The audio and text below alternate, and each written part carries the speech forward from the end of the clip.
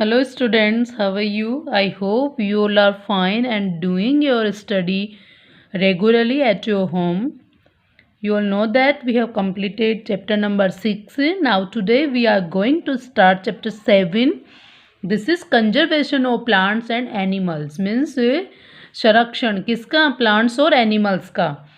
First, let's know about conservation, the process of keeping and protecting something from damage.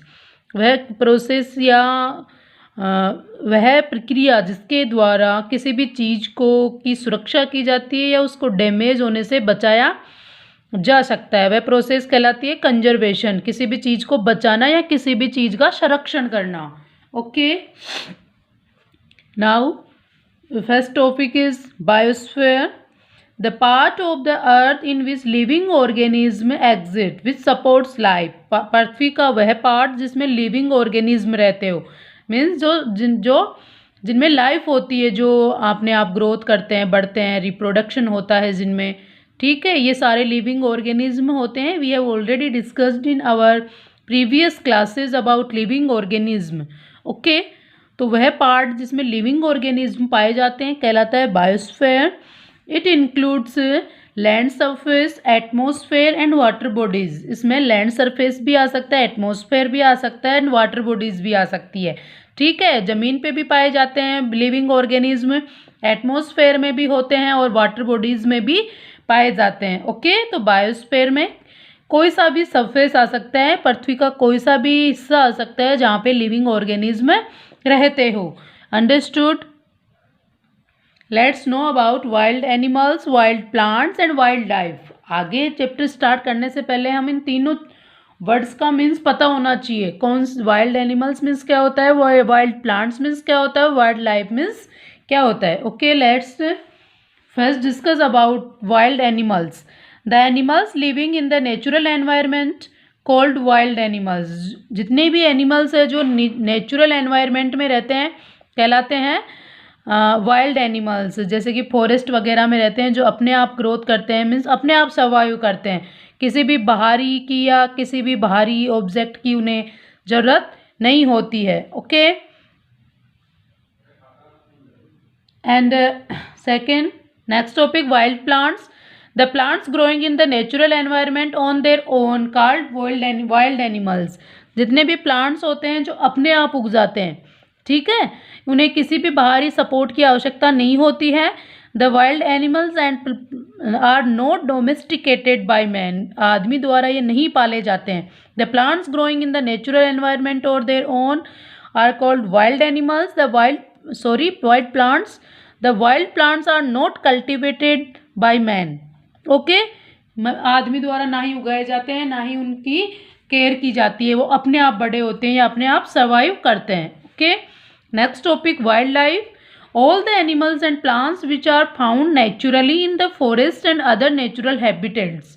wildlife वो होती है जिसमें सारे एनिमल्स और प्लांट्स आते हैं जो नेचुरली पाए जाते हैं फॉरेस्ट में या अदर नेचुरल हैबिटेट में. वाइल्ड लाइफ वही होती है जिसमें प्लांट्स भी होते हैं, एनिमल्स भी होते हैं जो नेचुरली ग्रोथ करते हैं, नेचुरली सर्वाइव करते हैं, उसमें बाहरी किसी का कोई हाथ नहीं होता है. ओके, वो कहलाती है वाइल्ड लाइफ जिसमें एनिमल्स और प्लांट्स दोनों आ जाते हैं.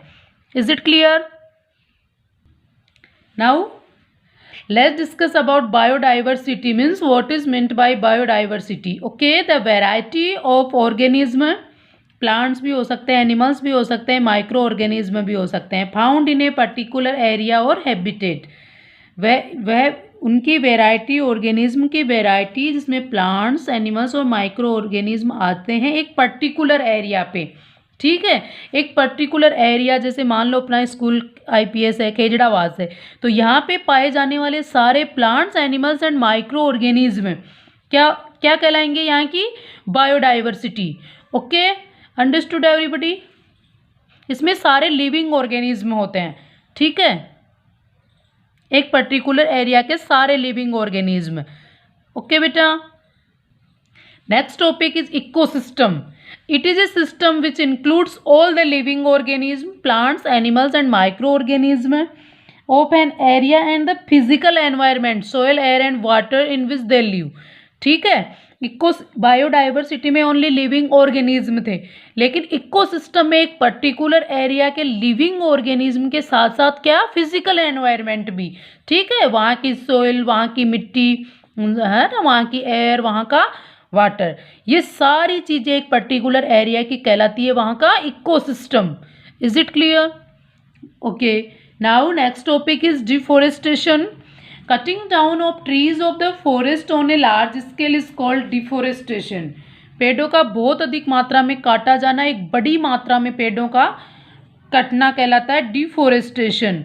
Okay, the forest land cleared of trees is used for other purposes. The various causes of deforestation are the following. Means man made topics का हम पहले डिस्कस करेंगे, किन वजह से, किन किन कारणों से मनुष्य के द्वारा हो रहा है क्या, deforestation. The forest trees are cut down to obtain wood for fuel. Forest trees काटे जाते हैं वुड प्राप्त करने के लिए, फ्यूल के लिए। ओके, फ्यूज के as a fuel. They are cut down to obtain wood for making doors, windows and furniture. Furniture के लिए भी पेड़ काटे जाते हैं। They are cut down to obtain wood for making paper. Paper के मैन्युफैक्चरिंग के लिए भी पेड़ काटे जाते हैं बहुत अधिक मात्रा में।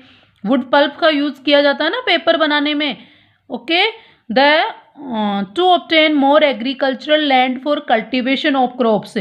खेती के लिए बहुत अधिक मतलब लैंड तैयार की जाती है पेड़ों को काट के, ठीक है, वहाँ पे क्या उगाने के लिए, क्रॉप्स उगाने के लिए। To obtain land for building houses, factories, road and dams. क्या लैंड प्राप्त करने के लिए, किस लिए, बिल्डिंग्स के लिए, हाउसेस के लिए, फैक्ट्रीज के मैन्युफैक्चर या सॉरी फैक्ट्रीज के कंस्ट्रक्शन के लिए, रोड्स और डैम्स के कंस्ट्रक्शन के लिए क्या काट दिए जाते हैं, बड़े बड़े जंगल काट दिए जाते हैं। ओके, तो ये सारे कारण थे किसके, डिफोरेस्टेशन के। मीन्स आदमी की वजह से या ह्यूमन बीइंग की वजह से कैसे डिफोरेस्टेशन होता है, वो सारे कॉजेज हमने डिस्कस किए। Okay, now let's discuss about natural causes. Okay, deforestation के ओनली मैन मेड कॉजेज ही नहीं होते हैं, क्योंकि कई नेचुरल कॉजेज भी होते हैं जिनकी वजह से क्या होता है, डिफोरेस्टेशन होता है। फर्स्ट देखो इसमें फॉरेस्ट फायर, कई बार आपने सुना होगा बड़े बड़े जंगलों में आग लग जाती है। कई नेचुरल कारण भी होते हैं उसके, मैन मेड भी हो सकते हैं। नेचुरल में हमने पिछले चैप्टर में डिस्कस किया था इग्निशन टेम्परेचर, मीन्स सूखी घास का, इनका सूखे पत्तियां वगैरह होती है फॉरेस्ट में, उनका इग्निशन टेम्परेचर बहुत ही लो होता है, जिससे वो बहुत अधिक थोड़ी सी मतलब हीट से या सन की हीट से या जो अपना स्काई लाइट होती है, मीन्स आकाशीय जो बिजली होती है, उसकी वजह से भी वो आग पकड़ लेते हैं। और नेक्स्ट है सीवियर ड्रोट्स, जो बहुत भयंकर अगर सूखा पड़ जाता है उससे भी कई प्रकार के प्लांट्स, पेड़ पौधे सूख जाते हैं, उससे भी डिफोरेस्टेशन होता है। Is it clear? Now next topic is consequences of deforestation. Deforestation के क्या कॉन्सिक्वेंसेज है, मीन्स परिणाम है, क्या परिणाम निकलेगा डिफोरेस्टेशन की वजह से। डिफोरेस्टेशन हो रहा है लेकिन होगा क्या इसके होने से, है ना, क्या इसके परिणाम होंगे। ओके, फर्स्ट है shortage of wood and other forest products, honey, gum, lac, its. इससे क्या होगा, वुड की कमी हो जाएगी। आपको पता है जंगल नहीं रहेंगे, पेड़ पौधे नहीं रहेंगे तो वुड की तो कमी होगी ना, तो इससे वुड की कमी हो जाएगी। और जो कई प्रोडक्ट्स हमें जंगलों से प्राप्त होते हैं, पेड़ों से प्राप्त होते हैं, जैसे कि हनी, गम, लैक, इट्स हैं, इन चीज़ों की भी शॉर्टेज हो जाएगी। Second, increase in temperature of earth atmosphere leading to global warming. ठीक है, डिफोरेस्टेशन की वजह से टेम्परेचर इंक्रीज होगा अर्थ का। ठीक है, पेड़ पौधों से डिक्रीज होता है ना टेम्परेचर, तो अगर पेड़ पौधे नहीं होंगे, वन नहीं होंगे, तो अर्थ का जो टेम्परेचर है वो डिक्रीज होगा और उससे क्या बढ़ेगा, ग्लोबल वार्मिंग। ठीक है, यदि देखिए ग्लोबल वार्मिंग क्या होता है, the gradual increase in the overall temperature of earth atmosphere. धीरे धीरे पृथ्वी के पूरे टेम्परेचर का, ओवरऑल मीन्स ये नहीं कि एक पर्टिकुलर जगह पे बढ़ रहा है, पूरी पृथ्वी का ओवरऑल टेम्परेचर में का इंक्रीज होना due to green house effect caused by the increase level of carbon dioxide in the atmosphere. Increase होता है टेम्परेचर किसकी वजह से, किसकी एटमॉस्फेयर में किसकी अधिकता होने की वजह से, CO2 मीन्स कार्बन डाइऑक्साइड। जैसे जैसे कार्बन डाइऑक्साइड की मात्रा बढ़ती है उसी से टेम्परेचर बढ़ता जाता है, इसी को कहते हैं क्या, global warming. Is it clear? Third है deforestation cause soil erosion making the soil infertile and lead to desertification. ठीक है बेटा, हम कॉन्सिक्वेंसेज ऑफ डिफोरेस्टेशन पढ़ रहे थे, तो मैंने हर टॉपिक में बार बार यहाँ पे डिफोरेस्टेशन नहीं लिखा है। ठीक है, तो deforestation cause soil erosion making the soil infertile. Deforestation की वजह से सोइल इरोजन होता है। आपको पता है प्लांट्स मिट्टी को जो सोइल होती है, प्लांट्स की जो रूट्स होती है वो सोइल को बाइंड करके रखती है। लेकिन अगर अब प्लांट्स ही नहीं होंगे तो सोइल को बाइंड नहीं होगी वो, तो उससे क्या होगा, उसका सोइल इरोजन बहुत ज़्यादा होगा। बारिश की वजह से भी, हवा की वजह से भी मिट्टी का कटाव होगा, तो उससे वो इनफर्टाइल होगी और डेजर्टिफिकेशन बढ़ जाएगा उससे। ठीक है, देखिए डेजर्टिफिकेशन क्या होता है। The process by which fertile land becomes desert is called desertification. वह प्रोसेस जिसमें जो फर्टाइल लैंड होती है, उपजाऊ भूमि होती है, वो क्या बन जाती है, डेजर्ट बन जाती है। तो ये प्रोसेस कहलाती है डेजर्टिफिकेशन। ओके, नेक्स्ट टॉपिक है जो डिफोरेस्टेशन से जो परिणाम निकलेंगे। Deforestation cause frequent flooding of rivers leading to loss of life and property. Deforestation की वजह से बार बार क्या आती है, बाढ़ आती है रिवर्स में, क्योंकि पेड़ पौधों से भी बाढ़ नहीं आती है, प्लांट्स होते हैं ना, वहाँ पे बहुत कम बाढ़ आती है। अगर खाली मैदान होगा, पेड़ पौधे नहीं होंगे, तो रिवर्स में बार बार बाढ़ आएगी, उससे लाइफ का और प्रॉपर्टी का क्या होगा, लॉस होगा। ये भी एक बहुत बड़ा प्रभाव है या इफेक्ट है डिफोरेस्टेशन का। Okay, now next topic is deforestation affects the water cycle leading to decrease in rainfall. Deforestation की वजह से क्या होता है, ये अफेक्ट करता है, प्रभावित करता है वाटर साइकिल को भी, जिससे बारिश की मात्रा बहुत कम हो जाती है। The decrease in rainfall lowers the ground water level. इससे क्या होता है, ग्राउंड वाटर का जो लेवल है वह बहुत डिक्रीज हो जाता है, मीन्स घट जाता है। And could cause drought. उससे किसका कारण होता है फिर ये, ड्रॉट का, मीन्स सूखा पड़ता है ना, कई बार बारिश नहीं होगी तो ग्राउंड लेवल भी नीचे चला जाएगा, और बारिश भी नहीं होगी तो सूखा पड़ेगा अपने आप। ठीक है, is it clear. Now last topic है जो कॉन्सिक्वेंसेस पढ़ रहे थे हम डिफोरेस्टेशन के, तो लास्ट है deforestation leads to the extinction of many wild animals and plants. इससे क्या होगा, डिफोरेस्टेशन की वजह से कई वाइल्ड एनिमल्स और प्लांट्स होंगे वो विलुप्त हो जाएंगे। अगर जंगल नहीं होंगे, है ना, फॉरेस्ट बचेंगे ही नहीं, तो वहाँ पे पाए जाने वाले वाइल्ड एनिमल्स, वाइल्ड प्लांट्स कहाँ रहेंगे, ये तो अपने को भी पता है। ठीक है, जैसे कि forest are the natural habitats of many wild animals, birds as well as plants. When forest trees and other forest plants are cut down, the natural habitat of wild animals and birds get destroyed. This homeless wild animals fall prey to human beings and get killed.